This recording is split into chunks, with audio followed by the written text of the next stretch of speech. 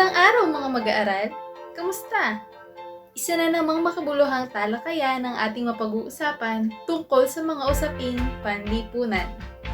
Makibahagi, makialam, umaksyon, at linangin ang kaalaman. Ako si Teacher Chelsea, ang inyong guro sa Araling Panlipunan.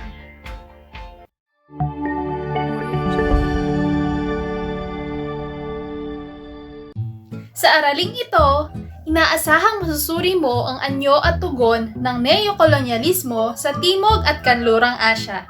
Lumitaw ang makabagong uri ng pananakop pagkatapos ng ikalawang digmaang pandaigdig. Sinasabing hindi maiwasan ang kalagayan na kung saan ang malalakas na bansa ay may kontrol pa rin sa mga maliliit at mahihinang bansa. At ito nga ay tinatawag na neokolonyalismo. Ang neokolonyalismo ay di tuwirang pananakop ng isang makapangyarihang bansa sa isang bansang malaya na may mahinang ekonomiya. Ito ay ang bagong pamamaraan ng pananakop ng mga malalakas at mauunlad na bansa sa mga hindi masyadong maunlad na bansa.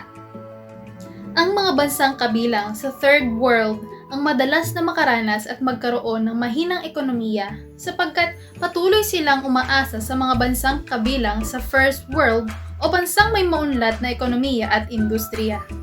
Ang pag-iral ng neokolonyalismo sa mga tulong at donasyon na ipinagkakaloob ng dating mananakop na bansa ay may kapalit na pagkontrol sa ekonomiya ng dating sinakop na bansa. Sa ganitong paraan, nagtatagumpay sila na maitaguyod ang kanilang mga sariling interes. Ang halimbawa ng neokolonyalismo ay maaaring sa aspeto ng politika, ekonomiya, kalakalan, kultura at iba pa. Ito ay maaaring sa pamamagitan ng pagbibigay ng dayuhang tulong o foreign aid ng mga mayayamang bansa sa mga mahihirap na bansa.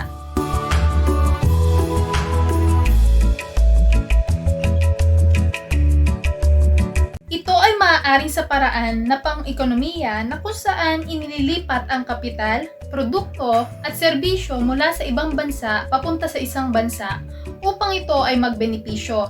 Maaari rin itong tulong pangkultura, pangmilitar, at pangpolitikal.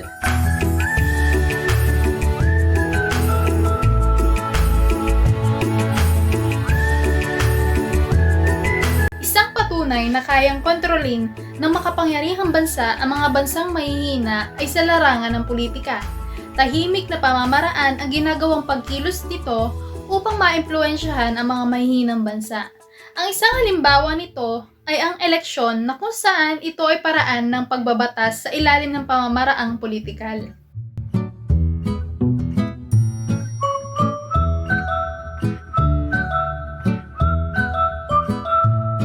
Ito ay ang pagtulong at pagsuporta ng malalakas na bansa sa mga mahihinang bansa na kung saan nagagawang tumulong ng mga kanluraning bansa sa kanilang mga dating kolonya kapag ito ay nanganganib na sakupin o lusubin ng ibang bansa. Handa itong magbigay ng kanilang hukbong sandatahan at iba pang tulong pang-militar. Halimbawa na lamang nito ay ang pagtulong sa Kuwait ng United States nang lusubin ito ng bansang Iraq. Nagbigay ng hukbong sandatahan ang bansang Amerika upang lumaban para sa Kuwait. Pinapakita ng mananakop na ito ay isang pantay na pakikipagtulungan at uri ng pakikipagkaibigan.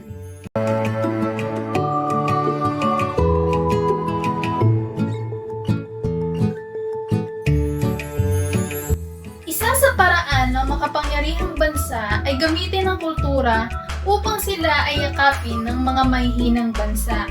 Sinisikap nilang panatilihin ang paraan ng pamumuhay, kaugalian, paraan ng pananamit, sayaw, awit, estilo ng buhok, pagkain, libangan, at pati na ang paraan ng kanilang pagdiriwang. Hinuhubog ng makapangyarihang bansa ang kultura gamit ang mass media at edukasyon. Isang halimbawa nito ay ang naganap sa India mula sa bansang Britain. Ang edukasyon sa India ay ibinatay sa sistemang British at ginamit ang wikang Ingles sa pagtuturo upang maging mahusay na manggagawa at kawani ang kanilang pamahalaang kolonyal.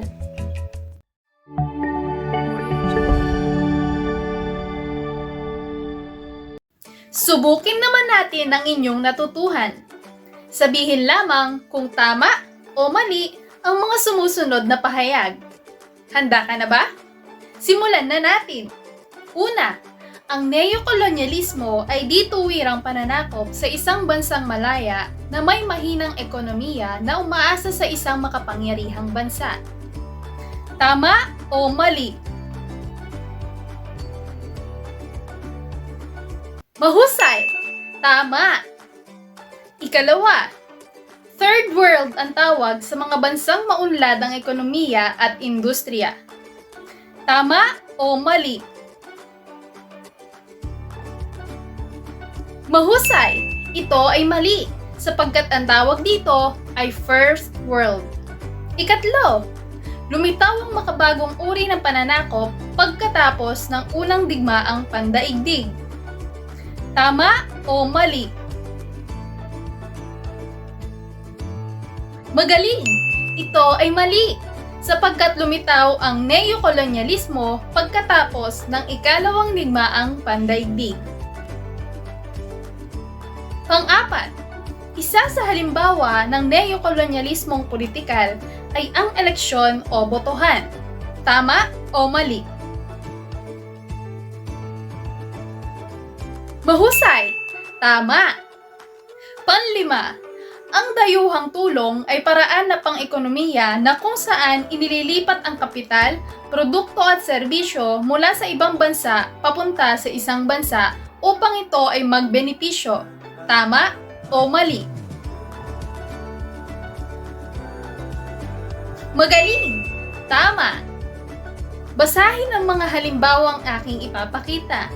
Dapat bang tanggapin ang mga sumusunod?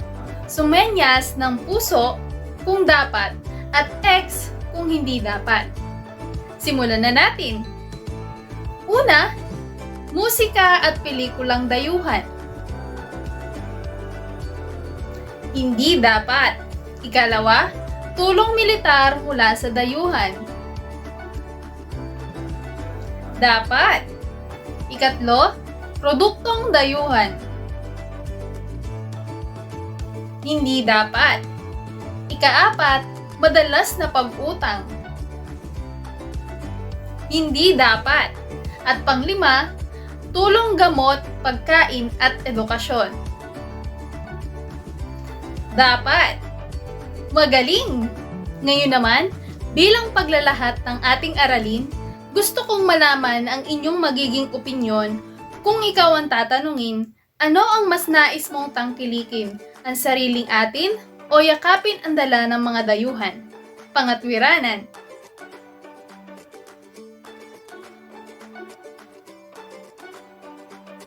Magaling!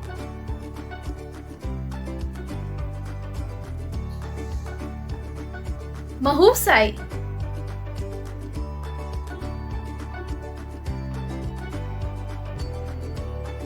Maraming salamat sa inyong pagsagot. Ang pagtangkilik ng sariling atin ay isa rin namang paraan ng pagmamahal sa bayan. Hindi natin kailangan maghanap ng imported na produkto kung mayroon naman dito. Hindi naman masamang yakapin ang dala ng mga dayuhan. Kagaya na lamang ng sinagutan natin kanina, tulong gamot, pagkain at edukasyon, maging ang tulong militar. Ngunit huwag din naman sana natin kalimutan na mas mahalin ang sariling atin.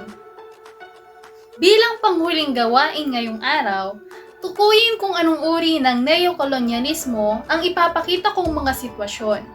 Ito ay maaaring pang-ekonomiya, pang-militar, pang-politikal, at pang-kultural.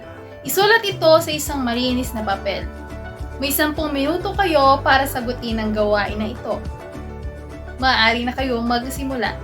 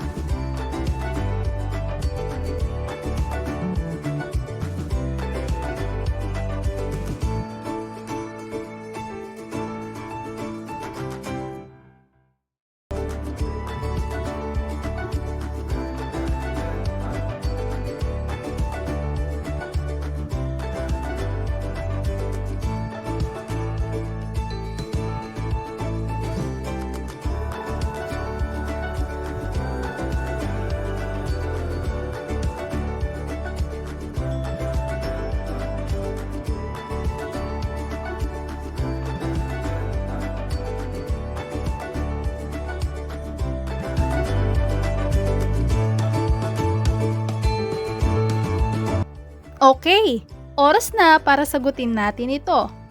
Number 1.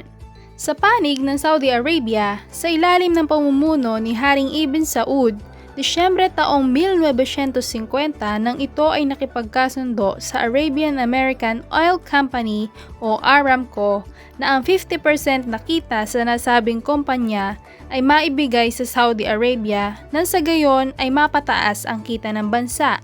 Anong uri ng neokolonyalismo ang ipinakikita ng sitwasyon na ito? Magaling! Ito ay pang-ekonomiya.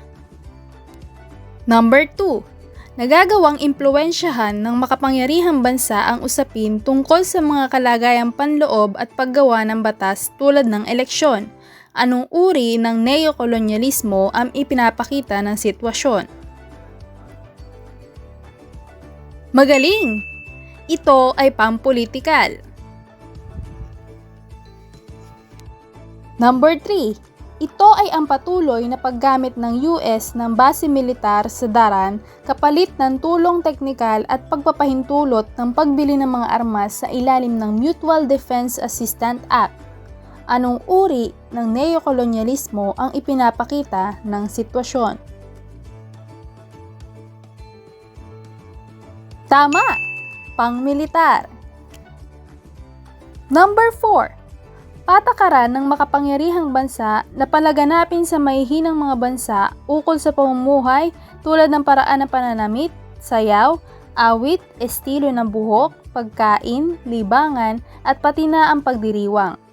Anong uri ng neokolonyalismo ang ipinapakita ng sitwasyon? Magaling! Pangkultural. Number 5.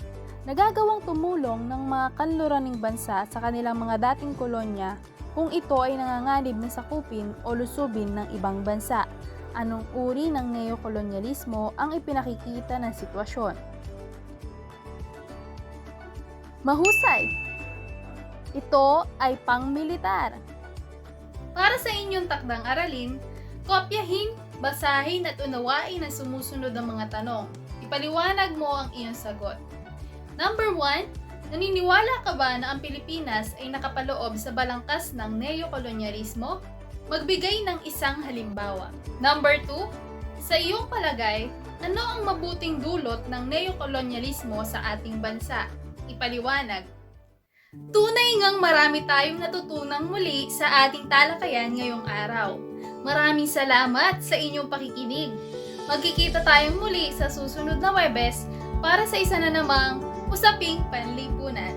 Muli, ako si Teacher Chelsea, ang inyong guro sa Araling Panlipunan.